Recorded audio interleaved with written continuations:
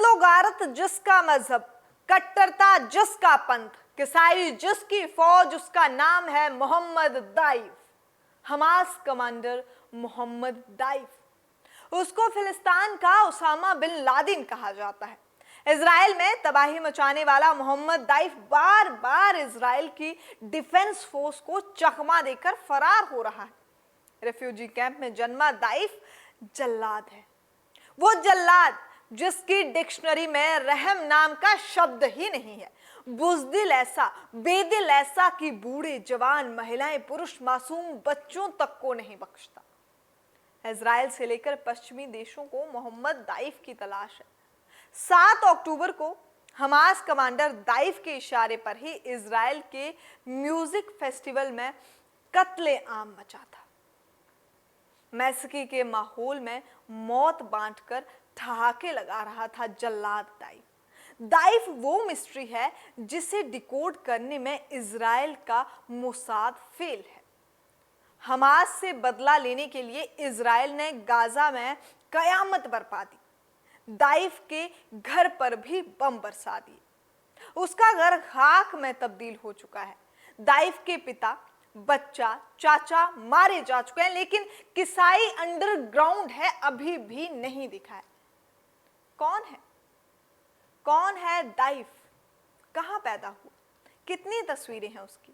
कितने चेहरे बदलता है? ये सब कुछ आज भी राज बना हुआ है।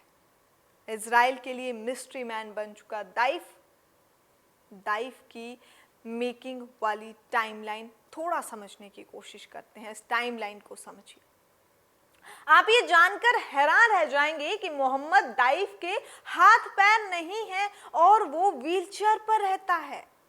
मोहम्मद दाइफ इजराइल का मोस्ट वांटेड आतंकवादी है।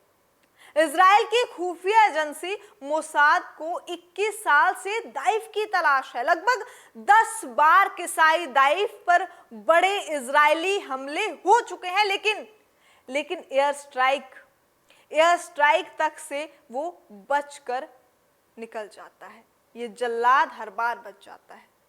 कुछ रिपोर्ट्स में ये पता चला कि दाइफ के पिता और चाचा भी फिलिस्तीन के ही इजराइल के खिलाफ युद्ध में लड़ चुके हैं। मोहम्मद दाइफ कट्टरपंथी विचारधारा का है। गाजा यूनिवर्सिटी में पढ़ाई के दौरान हमास के विचारों से प्रभावित हुआ और ये वक्त था जब फिलिस्तीन के युवा इजराइल के खिलाफ युद्ध के मैदान में उतरे थे।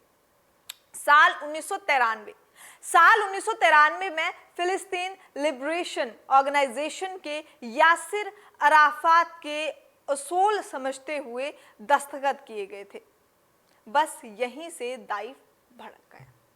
इसके ठीक बाद मोहम्मद दाइफ हमास के मिलिट्री विंग में शामिल हो गए। शुरुआत में जेल की हवा खाई, लेकिन बाद में अदृश्य सा हो गया और कभी भी इजरायली खुफिया एजेंसियों के पकड़ में नहीं आया। ये था हमास का उसामा बिन लादेन। चलिए, आईना के इस एपिसोड में इतना ही। अभी के लिए इजाजत दीजिए। मैं हूं आपके साथ स्वाति ठाकुर। आप देख रहे थे इंडिया समाचार 27।